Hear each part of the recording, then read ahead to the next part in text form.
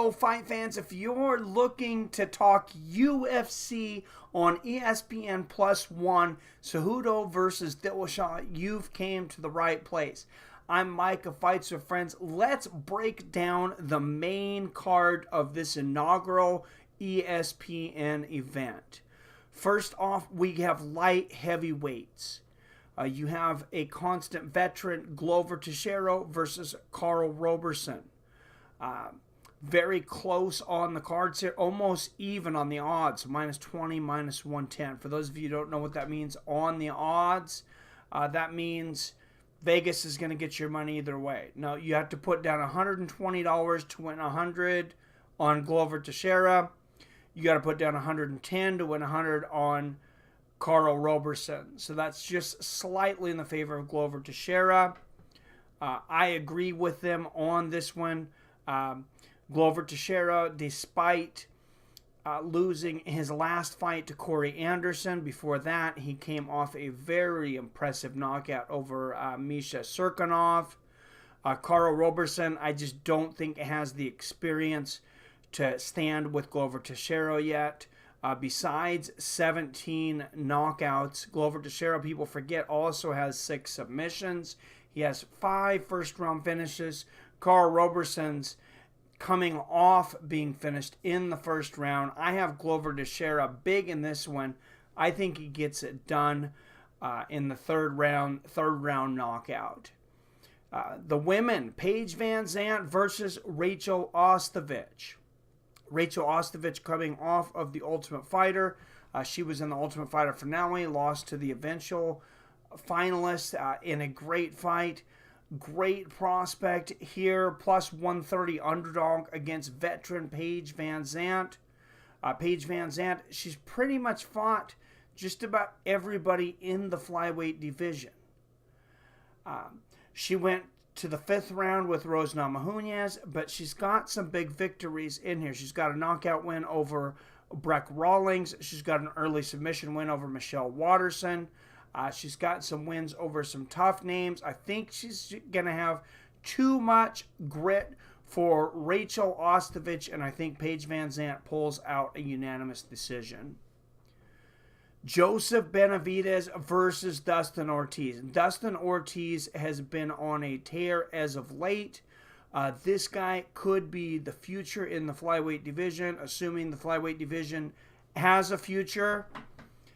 But Joseph Benavidez, I believe, is the present. And that is the reason for this discrepancy on the odds. Joseph Benavidez, a heavy favorite at minus 270 to plus 210.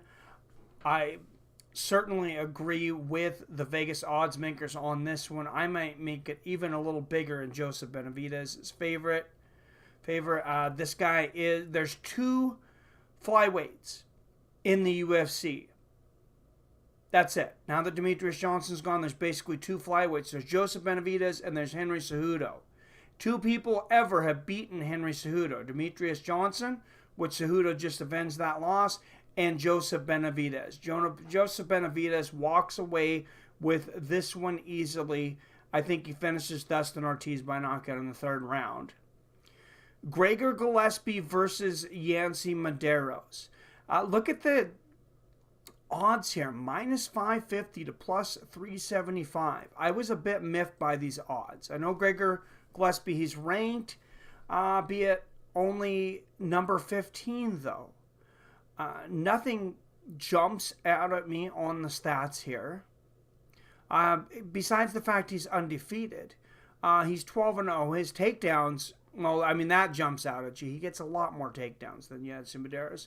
So that could be what they're looking at. He also goes for a lot more takedowns. He gets less than half his takedowns.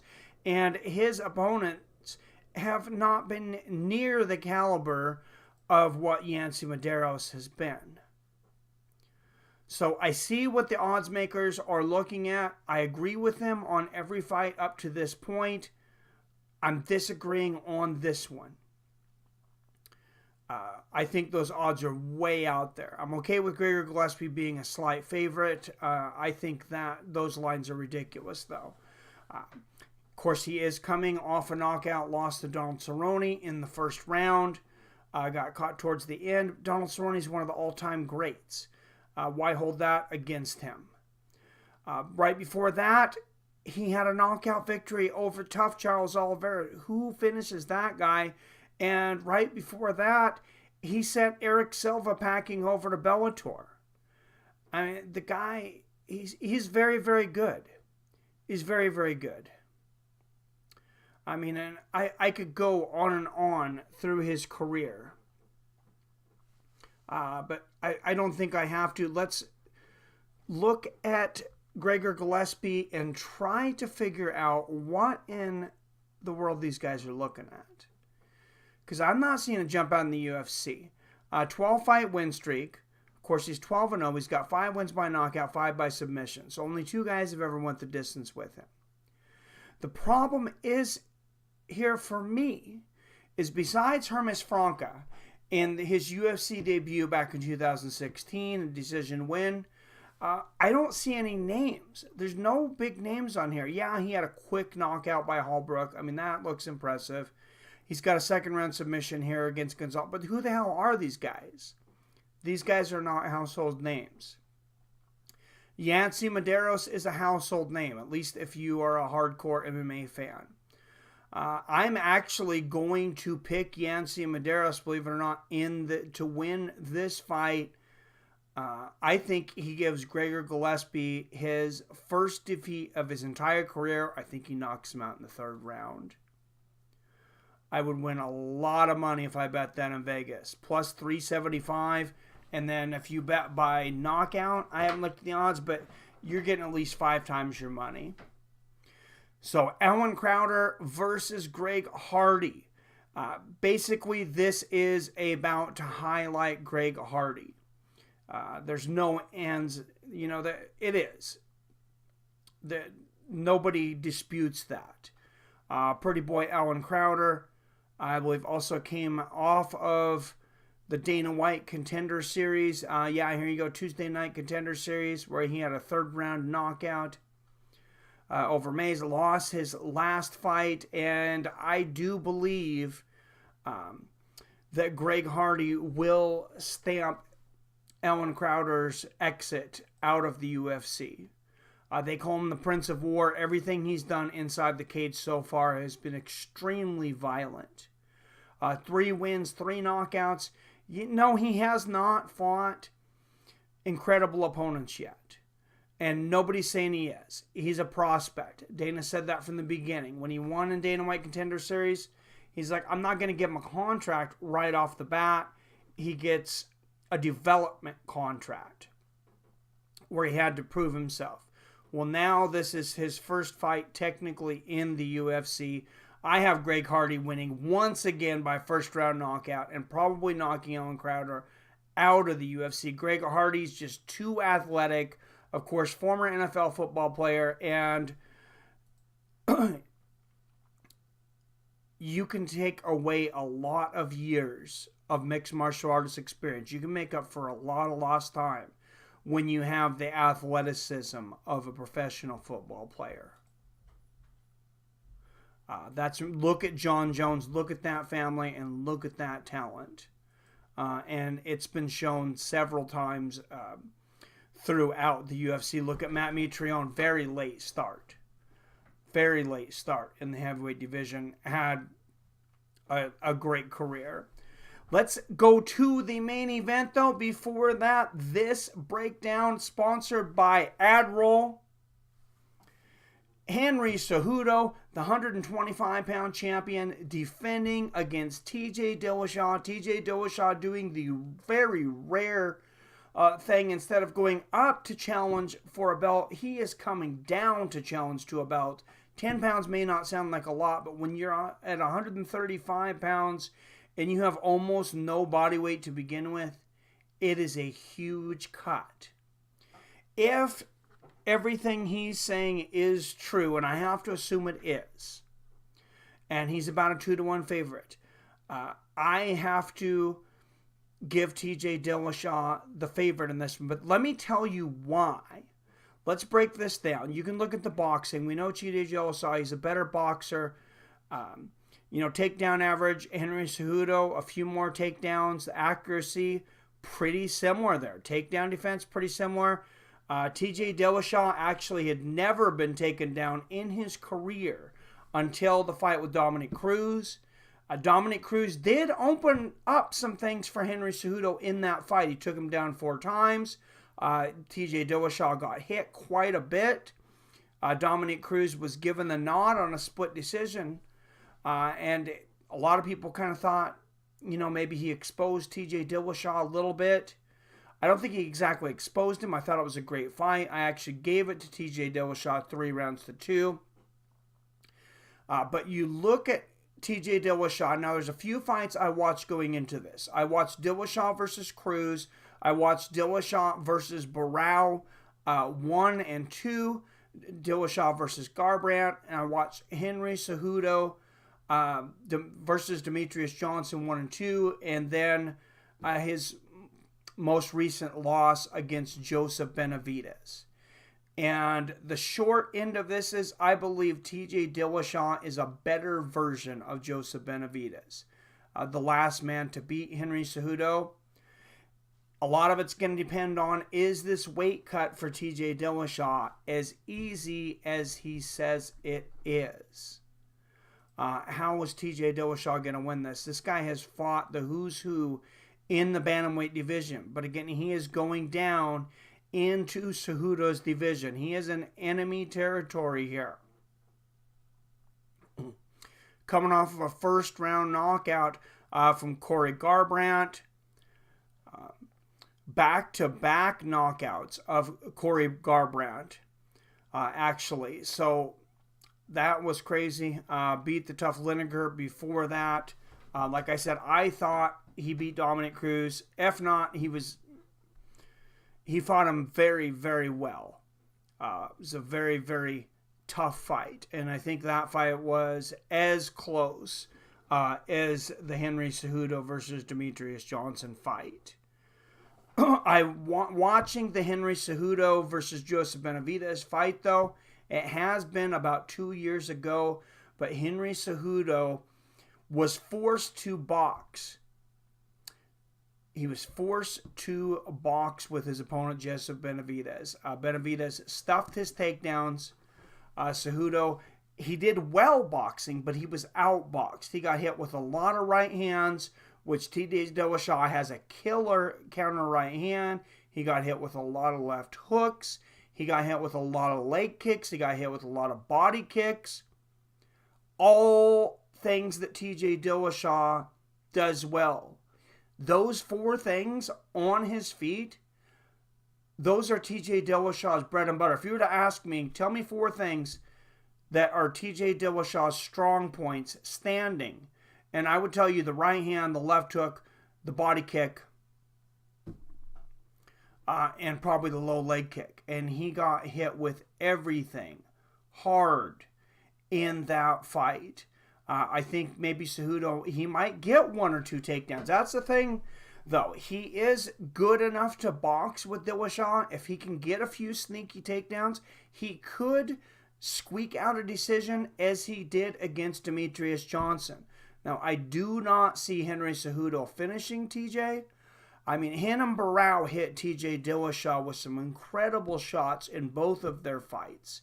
And that guy was a knockout artist. And that's when Renan Barao was in his prime, 35-0 going into the first TJ Dillashaw fight. TJ Dillashaw was never phased. He was never stunned. What is he going to look like at 125? He said the cut was basically done a few days ago. So he said it's just those last couple pounds before the fight. He said he took it off scientifically so he doesn't have to drop it all at the last minute. And he made a very good point. Henry Cejudo is a big 125-pounder. He's actually missed weight before. Dillashaw's never missed weight at 135. Dillashaw doesn't think this is going to be hard, though. If what I'm seeing out of Dillashaw is what he says it is, what his camp says it is, and what paper says it is, I think he's on weight. I think he's going to be in shape. Everybody only says it's their best camp. Henry Cejudo is a scary dude, and he's been getting better and better every single time he gets into the octagon. He's a gold medal wrestler, 2008 Olympic gold medalist in wrestling. Now he has the confidence of a champion. Now he has another 5 rounds with the best 125-pounder of all time, Demetrius Johnson. This is going to be a very formidable challenge for TJ Dillashaw. I do think Dillashaw finishes it. I think he's going to be stronger in the clinch. I think he's going to be stronger in a lot of ways. I don't see weight being a huge factor in this. Reach, TJ Dillashaw, he's going to have a 3-inch reach advantage. That's not huge. 5'6", that's not a super tall 125-pounder. 5'6" to 5'4", so 2-inch advantage there. I don't think size is going to be as big a factor as a lot of people think it is. And when you get down to talking about the most skilled fighters in MMA, I believe TJ Dillashaw is the most underrated boxer in the UFC. His boxing and his footwork, it's right there with Dominick Cruz, who might be the best ever as far as footwork. TJ Dillashaw is right there with him. He showed that in his fight with Cruz. Now, as good as his boxing is, his kicking might be even better. And the way that he mixes it up, he gives so many different looks. The way he switched from orthodox to southpaw. Now, he switched to southpaw for most of the fight against Henry Cejudo because he's seen something in that first fight. He's a guy who studies tape. He adjusts. He's seen something. He went out there. It was very impressive that he went out there and fought southpaw when he really hadn't done that before. Now, when he went out there against Dominick Cruz, this is a guy that was very, very talented. Obviously, like I said, I believe he may be the best on his feet ever. TJ Dillashaw switched stances more times than I could count in that fight and was very successful in most of it. Now, when you watch the fight after the first 2 rounds, towards the beginning, middle of the 3rd round, TJ Dillashaw starts to get a little frustrated with Dominick Cruz's movement. Now, here's where Henry Cejudo may have a shot. If he can do some things to frustrate TJ Dillashaw, Dillashaw became flat-footed at that point. He became a little slower. He began to load up on his punches. He did get on his toes a little more later in the fight, but it seemed to be more the fact that he hurt Dominick Cruz's foot. He went after that injured foot that Cruz had had the plantar fasciitis surgery on with low leg kicks, and Cruz's foot was certainly hurt again. Cruz still ended up pulling out the controversial decision. So there's definitely some hope there for the messenger, Henry Cejudo, and I think these odds are right about right. I wouldn't be too upset if they were even a little closer. You got -200 for TJ Dillashaw. So I take this, like I said, TJ Dillashaw. I think he's going to actually finish Henry Cejudo. I'm going to pick Dillashaw by a 4th round knockout. I think that he's going to be able to stop the takedown enough to get Henry Cejudo in boxing match. And I think Cejudo has good enough boxing to go deep with Dillashaw. But once you start to get into those heavier rounds and Dillashaw carries that power with him, like I said, he knocked Henry Cejudo out both times in the 5th round when Henry Cejudo was in his prime. I don't think Henry Cejudo can hold up to that kind of firepower, and that's why I say TJ Dillashaw becomes another champ and the first one of 2019 with a victory over Henry Cejudo. Let me know what you think, though. Let me know down there in the comments. If you like what I do here, go ahead and hit that like button. I would like to invite you to subscribe if you do like what I do here. I would love to have you in the Fights for Friends family. But let me know what you think. After this, over there in the corner, there's going to be my review of ESPN Plus. So if you want to know what I think of ESPN Plus, I think I do a pretty detailed breakdown of what ESPN Plus is all about. So definitely check that out. As always, I love you. I respect you. And I'll see your finances later.